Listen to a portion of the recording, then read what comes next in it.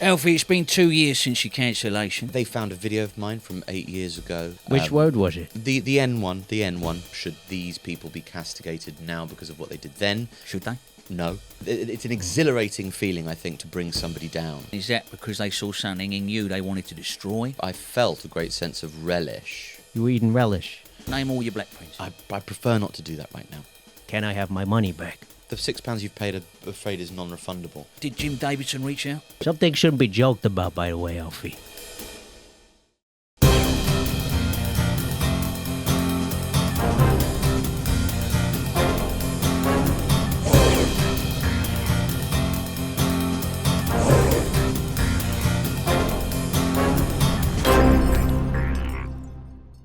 Took that bit out. Right, he's been called a rich kid, a nepo baby, a nepo husband, a racist, an arrogant elitist, and one of the best comedians of his generation. Today, we welcome Alfie Brown to the pod. Hello, Alfie. Hello. Thank you so much for having me, Ray and Tony. What was that inflection there? That seemed... Was that mocking? Was that a bit? I think there's an element of circumstance when you start a podcast, isn't there? And you go, hello, Ray and Tony, and whoever comes second, it could be, hello, Tony and Ray. I think maybe he was a little bit, it felt a little bit like performative, the way he done it, and that you were wondering if it was sarcastic. Jokes aside, you're here for a very serious reason. We're talking about something very serious that happened to you.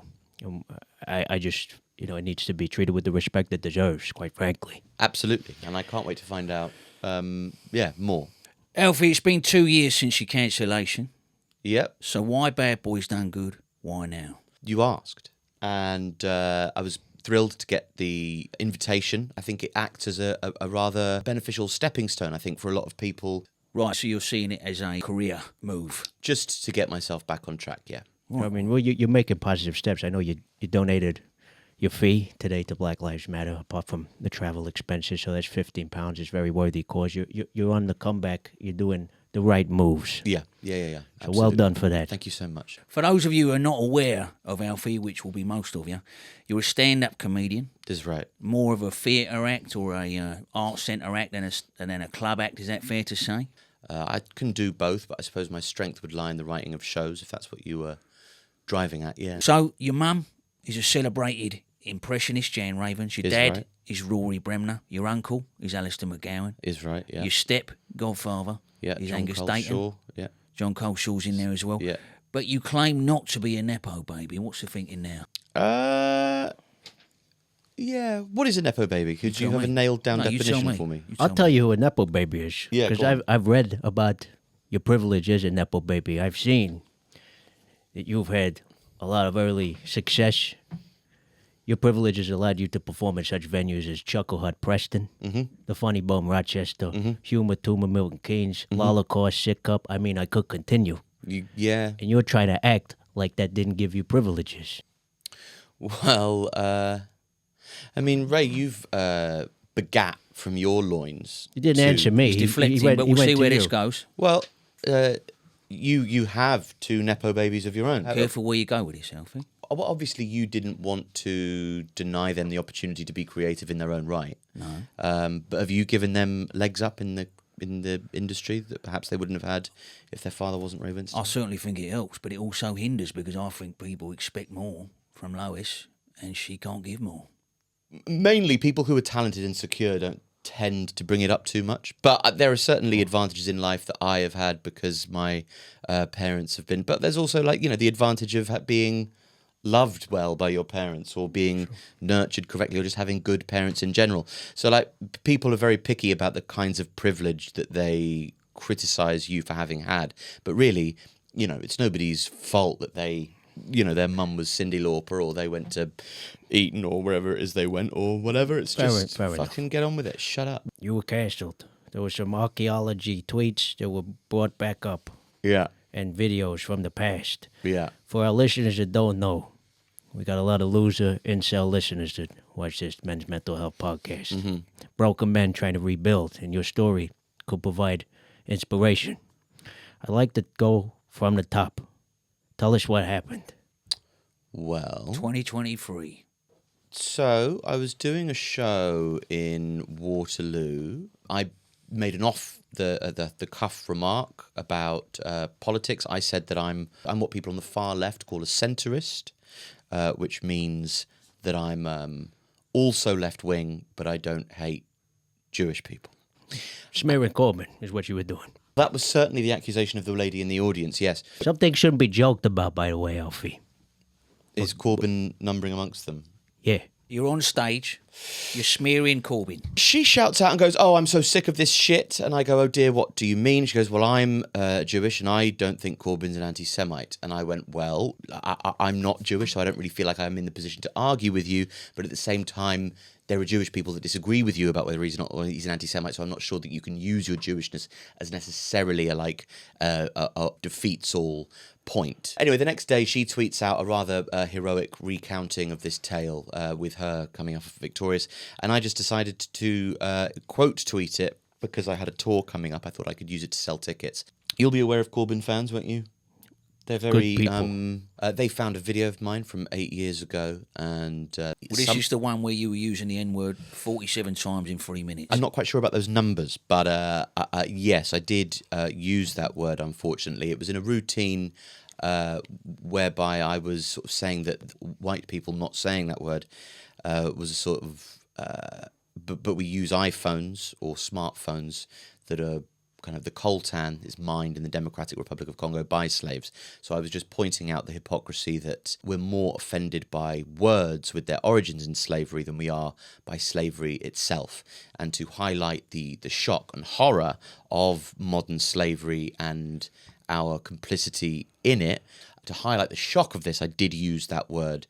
Which word was it? The N one, several times. So you use the word Yeah. again and again in the bit to draw attention, to create a reaction so that you can use that to make the point you're trying to make. Yes. And then that bit is dug out and they willfully misunderstand the bit. Is that how you feel? You must have been quite angry when people started having a go at you for something that was 3 levels down from what you were trying to achieve. Were you angry? Because it's quite an ambitious piece. I've watched it. Yeah. And to be honest, I didn't even notice the N-word. I don't know if that says anything about me. I was more offended by the bit in the middle where you do a lecture about Anglo-Saxons and the Wala and all this bollocks. It felt quite preachy and a bit smug. There was an extent to which I understood it, because I think a lot of people, especially from a younger generation who weren't around, like for me, like a year before that I did that bit, Ricky Gervais and Louis C.K., Chris Rock and Jerry Seinfeld. I'm not saying that Louis C.K. should be the kind of, or Ricky Gervais should be kind of a moral barometer for what's acceptable in comedy nowadays. But at the time they were, it was much more freely used. I don't think you could argue that it wasn't, but I do have a lot of sympathy for younger comics who perhaps weren't aware of that time, or just, I think people were genuinely shocked to see that it could be used with such abandon. And I wasn't as good a comedian as I was now. I was very smug and I think self-satisfied, haughty, like, lauding a lot of pseudo-intellectual shit. Like I am it makes it very unlikable. How did you feel mentally? Were you scared to walk around?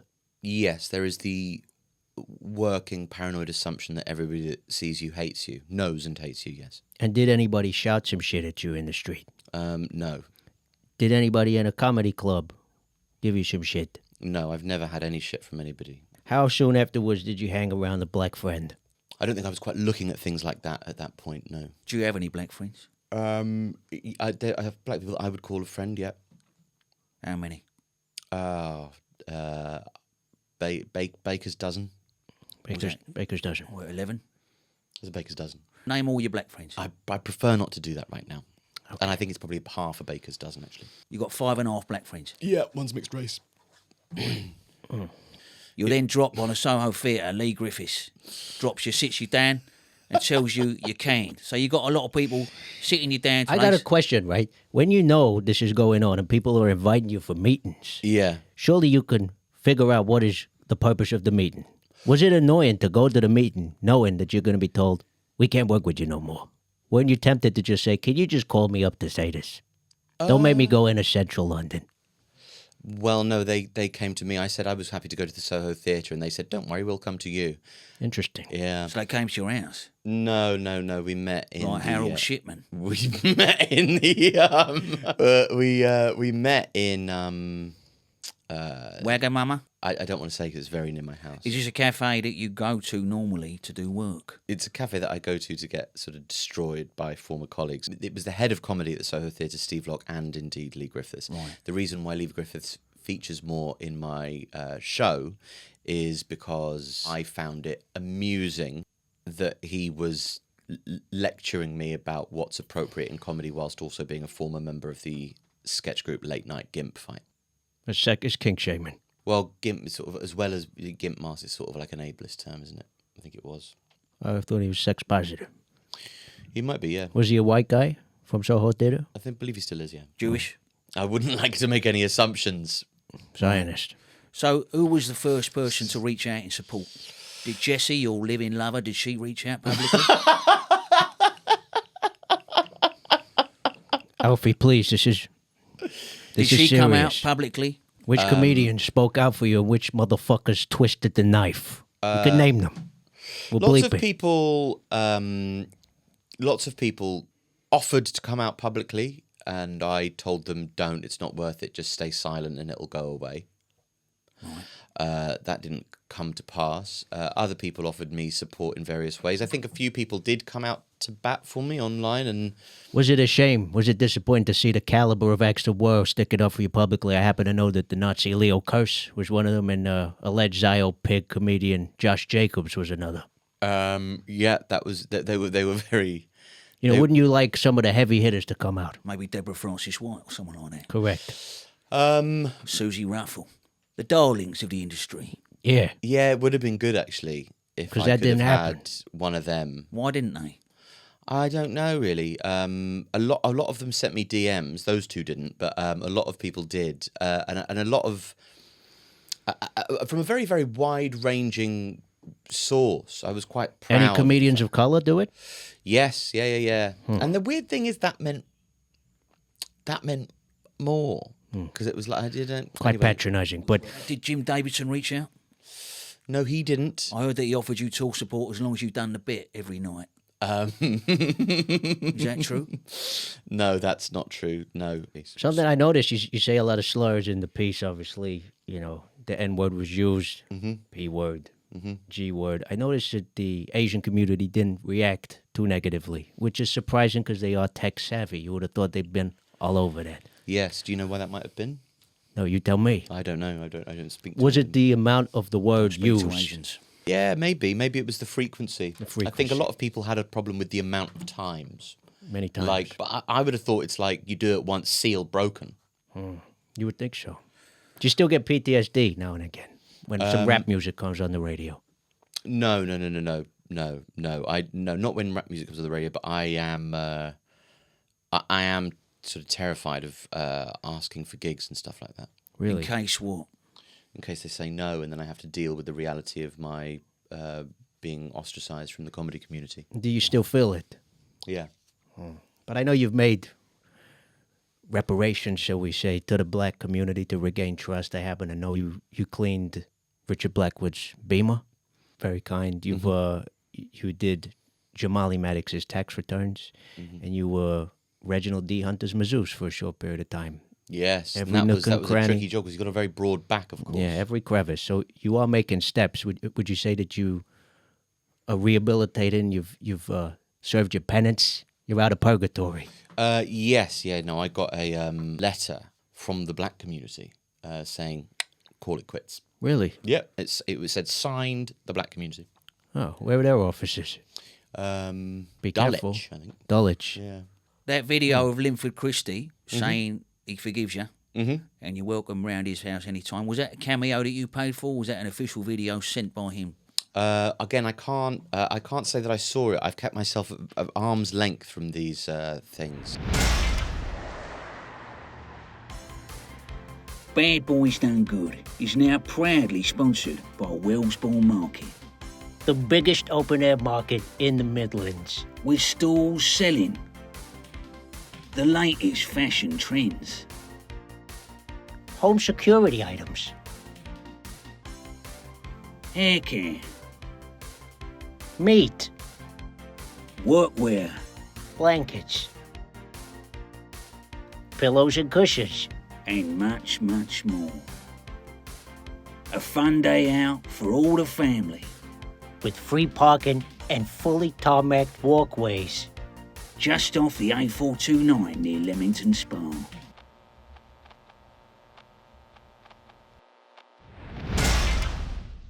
Look, we need to address the elephant in the room. Okay. Your whiteness. That was the reason that you stepped out of line. You're too white. Have you been working on your whiteness, trying to reduce it? Have you acknowledged your whiteness? Look, I know you got a letter from the guys, but I think it would be very powerful if you issued a full apology to the black community. We can put some African tribal drums underneath. It'll be very empowering. That's a nice idea. That's very sensitive. Thank you. Take it away. Apologize. I think I'd like to get better at cooking. And I'm going to cook more plantain.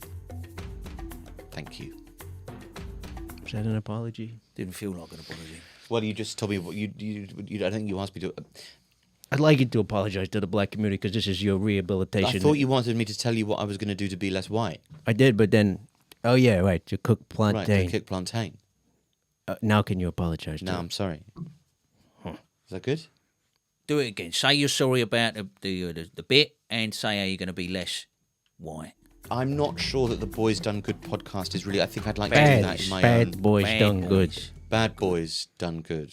That's I apologise to you for that. Right. And why don't you want to do a spoken apology? Well, I think we're 2 years hence, and I think I'd like to move forward from that. And You can after this. I've done the apology, and I've told you what my plans are. And I think that should be sufficient. Were you sorry? Yeah. Or were you just having to embody sorriness for your career? Yeah, I thought a lot about that. First of all apologies, like for this sort of thing that you read online, are dog shit. Like written in this clinical legal language or read off an auto cue. I do wish it would have been a video piece, as I feel like people would have been able to connect more with the humanity. Were you sorry? Yeah. Why were you sorry? Because I was reckless with language, and I don't really like to be that. But don't you think that we should be using that word more to take its power away? Because we give a lot of power to the N-word, don't we? Yeah, It's almost holy, the way we view it. It's almost sacred. We don't say it, but why don't we treat it like cunt? That's been watered down. We use it. My mate, see, do you want a drink, Ray? Go on, have a drink, cunt.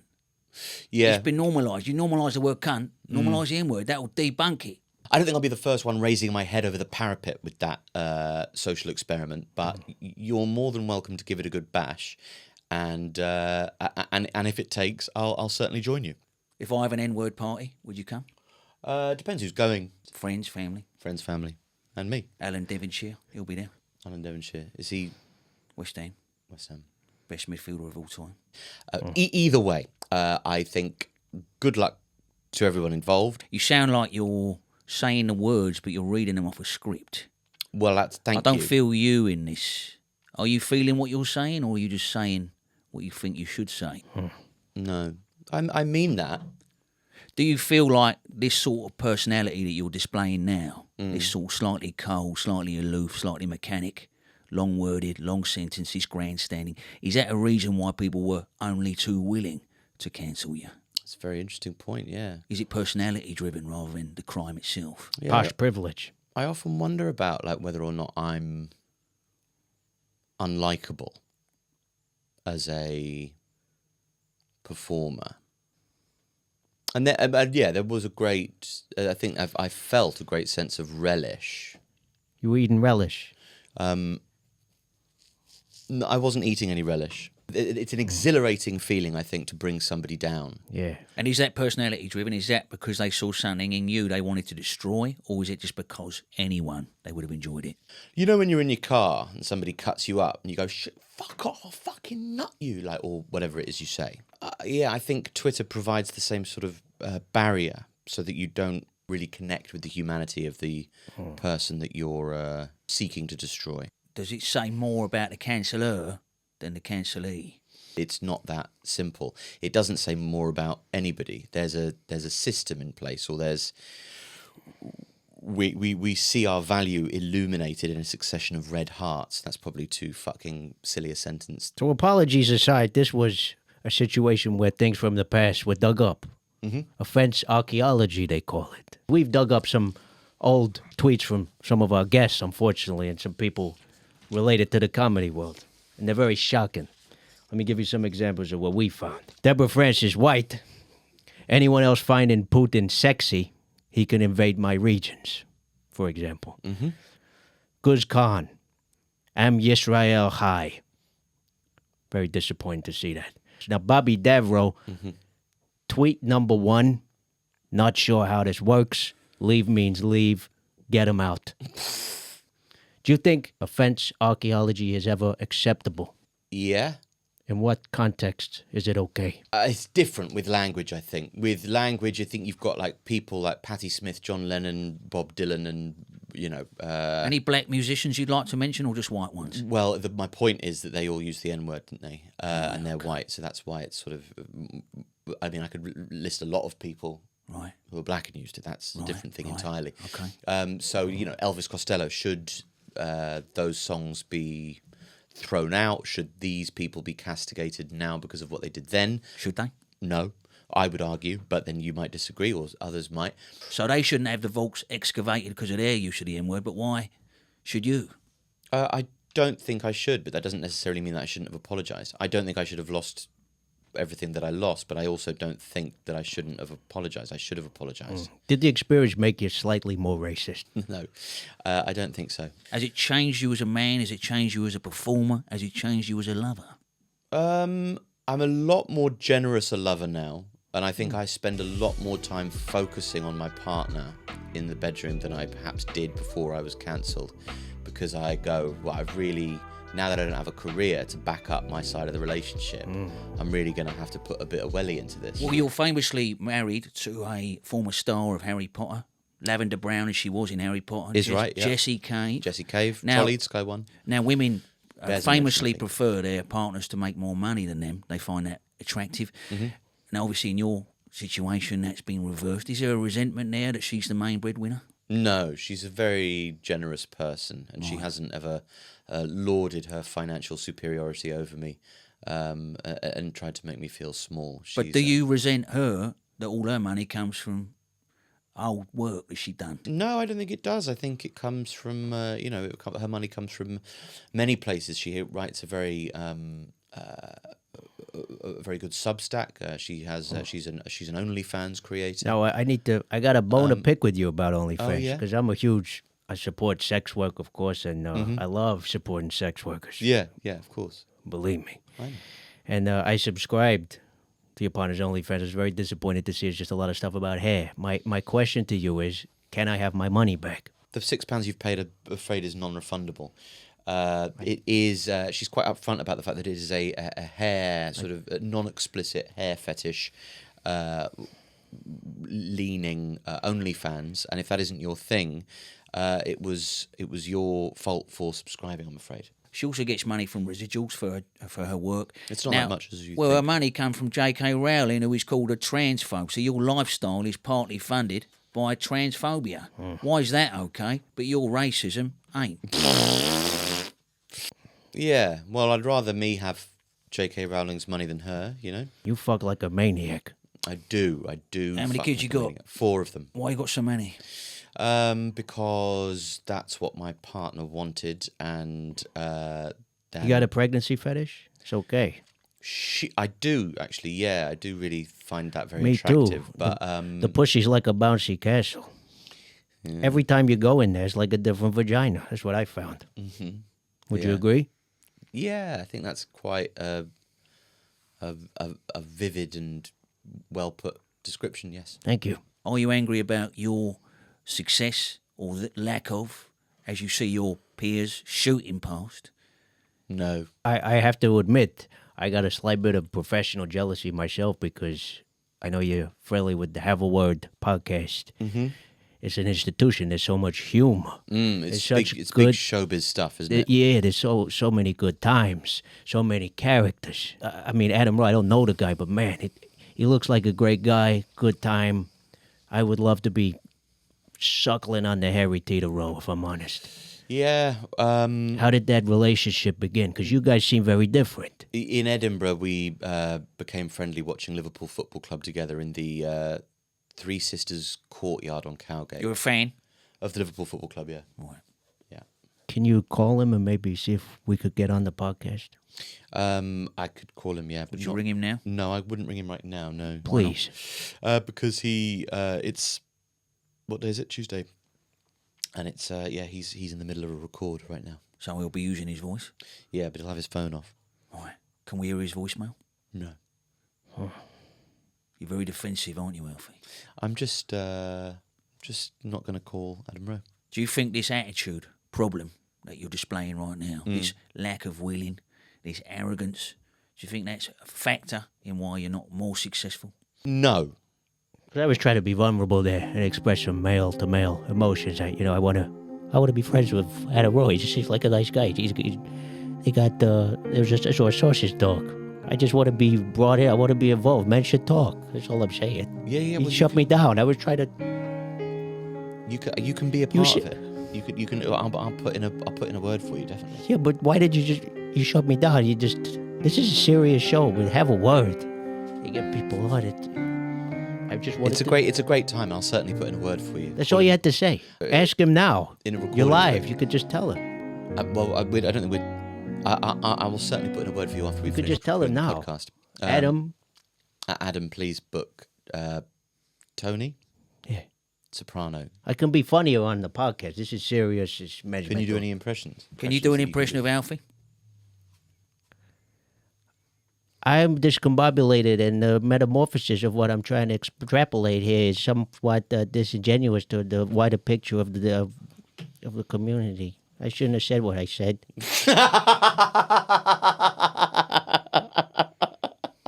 Alfie, come on. That's decent. Well, you did other work too. You were an Uber driver, right? At I one was an point. Uber driver in 2015. Did you yes. ever drive around talking to people loudly on the phone in India when you were doing it? No. What was your day in the life? What was it like? You enjoy it? No. You were doing this at the same time as your comedy? Yeah. Wow.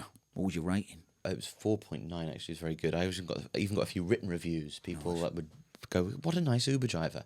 It's 'cause you were white. I had a cab full of British Asian lads in the car once who all wanted to have their photo taken with me because it had never been that way round for them before, and they were quite entertained. Some by positive racism. That's good.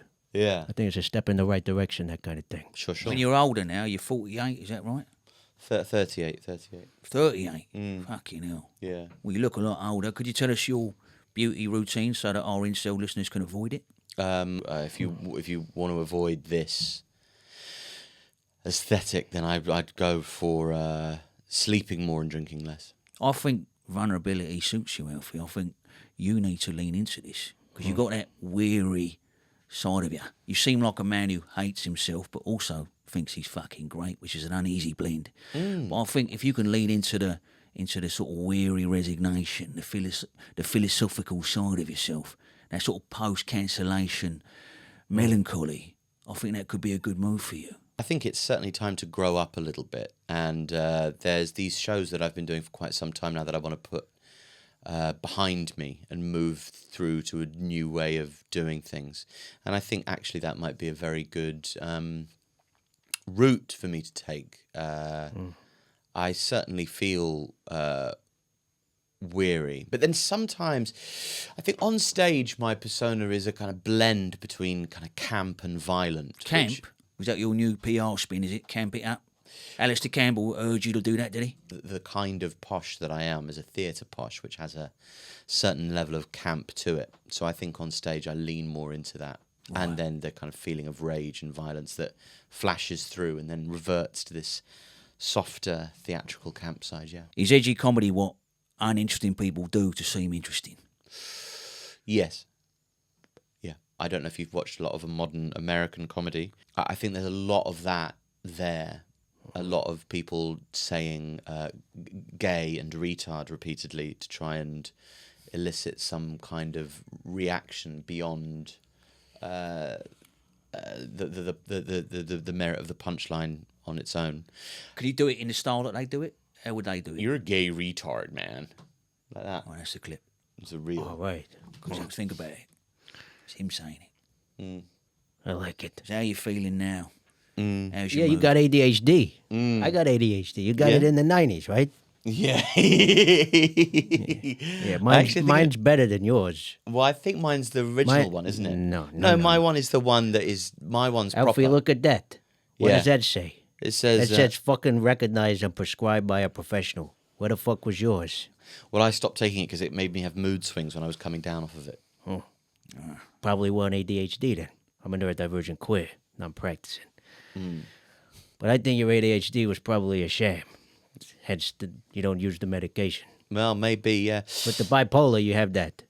Yeah, no, I have no medication. I don't medicate myself at all. No medication whatsoever. No. Barebacking that shit. Yeah. Just riding it out, eh?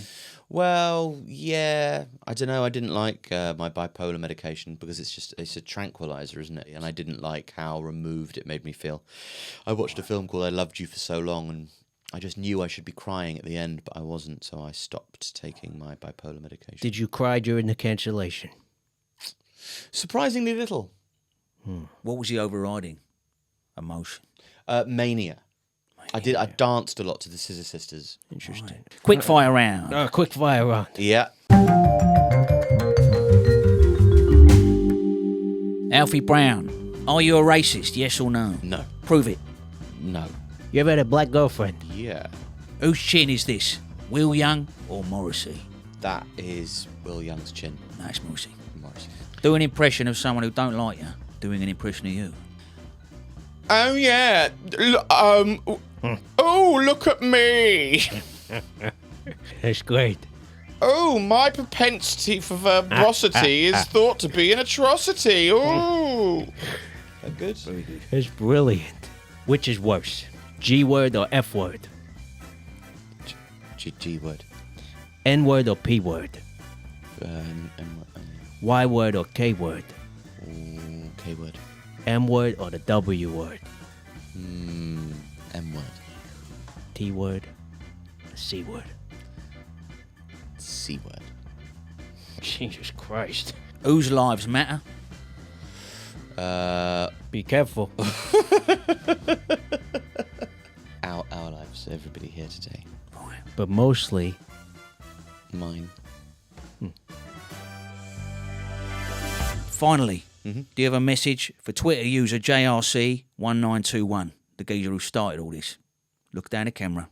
A message for him. To @JRC1921, I forgive you. We got you a record of a black lady called Ruby Turner, Thank you.